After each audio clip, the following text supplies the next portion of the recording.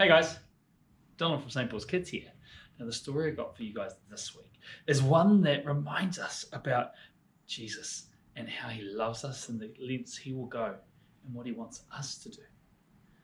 But it happened a long, long time ago. All visitors would see this town, they wanted them to know how wealthy and how happy everybody was. And so the mayor and the townsperson of the day had this statue built of the happy prince. A prince that had been the king's son and had always been smiling. So they made this statue 90 feet tall, overlooking the whole town. And in this statue, they covered it in gold leaves, so flakes of gold, head to toe. And on his sword, there was a giant ruby, the size of your fist. And in each eye was the super most rarest sapphire, embedded in. And at the right moment, when the sun was setting, the light would hit it in just the right way that the eyes would sparkle with a flash of blue. And his ruby on the hilt of his sword would shine bright, brilliant red everywhere. People would stand and look at the statue and go, what a beautiful statue that is. But many years after it was put up, a swallow was distracted. And even though the swallows in this part of the world would have to fly south so that they could stay warm, because a swallow, if it gets cold and the frost and snow comes, it'll die. But this little particular swallow, he was buzzing around. He thought the town was so much fun. He loved the pond. And when all the other swallows had left long ago, he stayed. And then he noticed that it got a little bit cool. And so the swallow thought, oh, I better get moving. So he started flying. He got quite tired because he flew a long way. And he thought, I need somewhere to stay the night. So he landed at the foot of this giant statue. And so the little swallow curled up, put his wing over his head, and started to fall asleep. Not long after, he felt a drip on his head.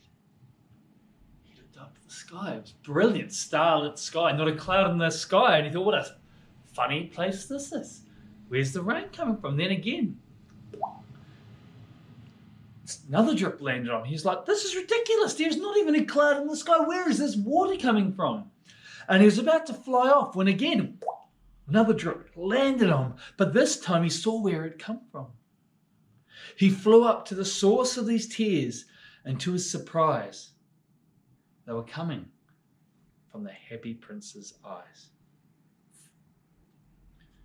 The swallow looked at the statue and he said, Happy Prince, why are you upset? Look at you, you're beautiful. You've got gold cased over you, head to toe. You've got sapphires for eyes and a ruby in your sword. And the happy prince statue said to the swallow, if only you could see what I can see. I've been standing here my whole life and I've been looking and I see such beautiful wonder and wealth and happiness amongst some people. But I also see that there's people who don't have much. There's people without. In fact, what's making me cry is I'm looking at the son of a seamstress who's making this beautiful, bright dress for a wealthy person for the ball. But her little boy is sick and with a fever. And she doesn't have any money to get him anything. And the only thing she can give him is water from the river, which is making him sick.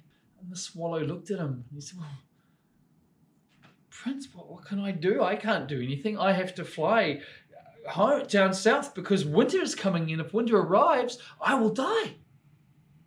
And the statue looked at him with his bright eyes. He said, oh, please, swallow, if you'll just stay with me one more night, could you please in the morning take this ruby sapphire from my sword and just drop it and give it to the mother so that she might get medicine and clean water for her son? And again, the swallow replied to the happy prince, but little prince, if I do not fly south, winter will come and I will die. And the swallow saw the tears falling from his eyes. And he said, okay, one more night. He picked and he moved and he managed to pry out the ruby from the little happy prince's sword. And he flew it through town, the place where all the poor people were. And he poked his head through the window. And what he saw was the seamstress asleep at her sewing machine, and a little boy coughing and shivering from the fever. He hopped up onto right beside the mother. He dropped the ruby at her head and flew to the window. The mother opened her eyes and saw the ruby. She was like, son, what a gift we've been given. I can get you some medicine. And the swallow flew back to report what he had seen and done. And now the swallow said, for I must rest now, little prince, for if I do not fly south, winter it will come and I will die. The little swallow covered his head, knowing it was getting cold. But again, drip fell. Another drip fell. The swallow was like, oh, come on. He flew up. What is making you cry? We've given your ruby away. And he looked and he said, oh, little swallow, I look and I see a playwright working hard to finish his play, but he has no food and he has no wood to put on the fire. He's completely with that. He's so hungry he can't at all think about what he's doing. So he can't finish this play that he can sell and make some money. If only you would deliver him something that would help. He was like, well, what, Prince? What can I give? I have nothing. And he said, little swallow, please take the sapphire from my eye. The swallow couldn't believe what he was hearing. He said to the little prince, but you'll only half be able to see. You can't do that, little prince. That's wrong.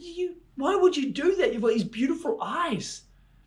Please, Mr. Swallow, please just do this one more night for me. Well, the swallow explained to him. He said, but if I don't leave tomorrow, if I don't head south, winter will come and I will die.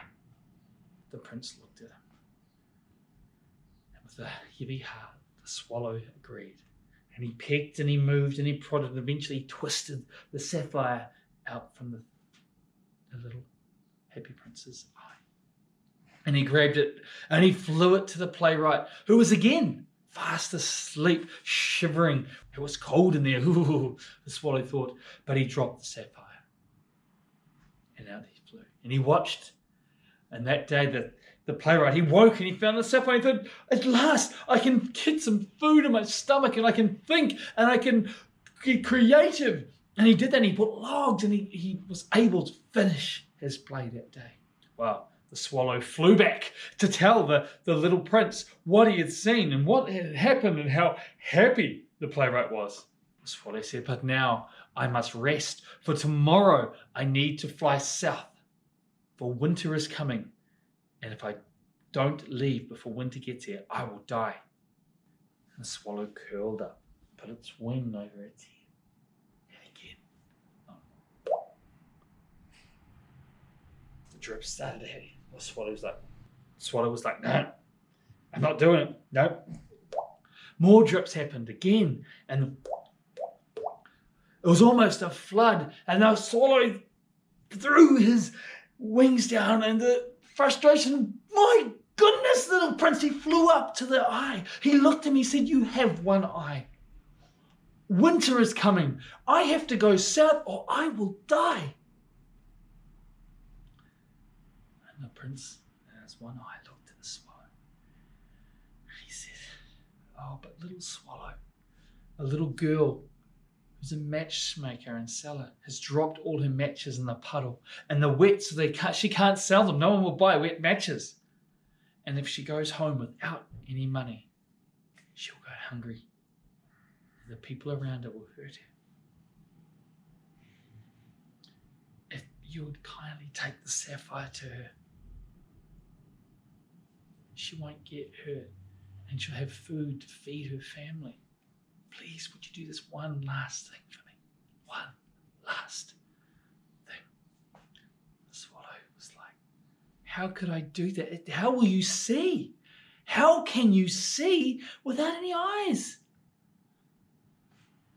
And the statue said, some things are worth giving up so that others can have joy. So again, the swallow, worried that winter was coming, and if it arrived, he would die. He worked his last eye out of the prince. And he flew it down to the little girl who was still sitting there in the square, crying, worried what was about to happen. And the swallow came up and dropped the sapphire in her hand and frittered off.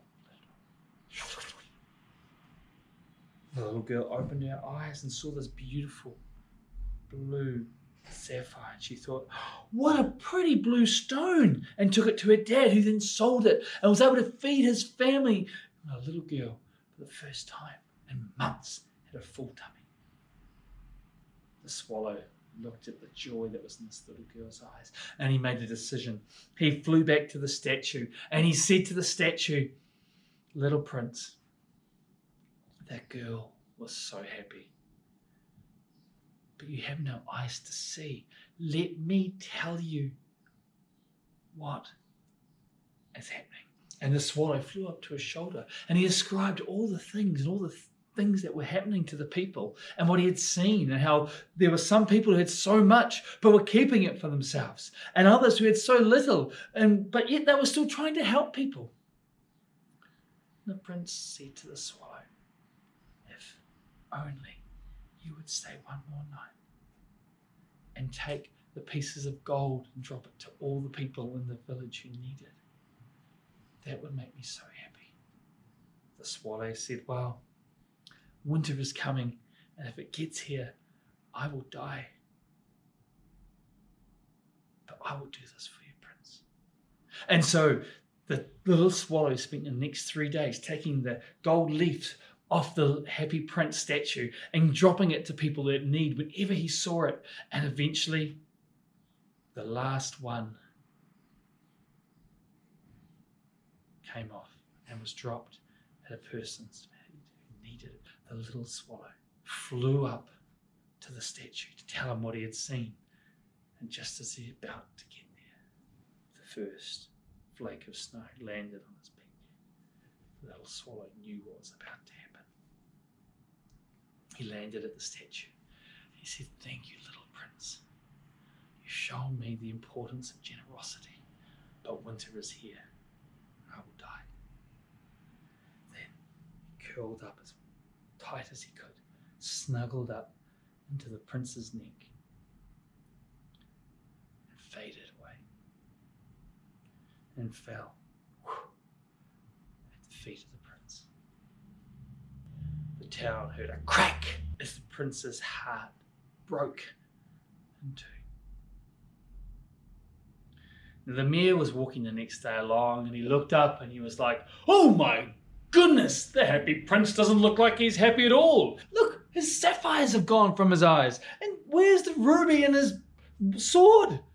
This won't do. People won't come to see this. We need a new statue.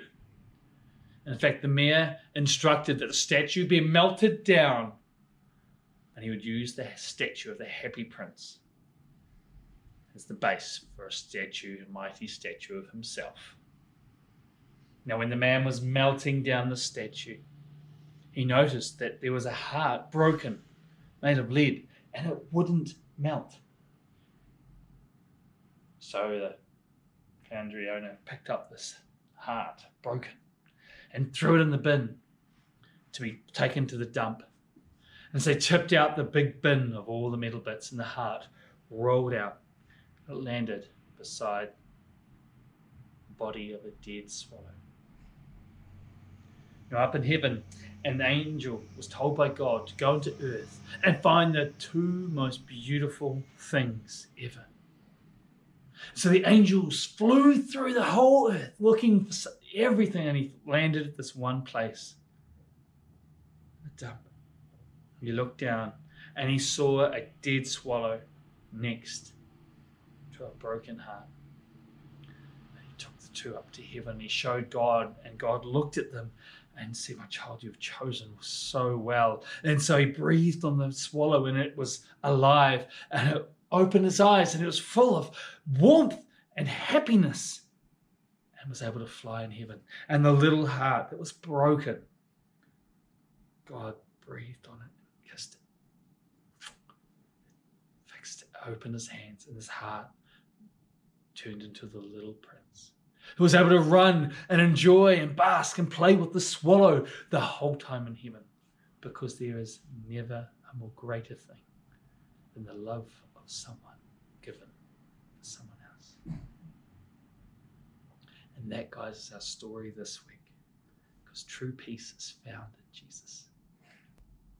I'll catch you later.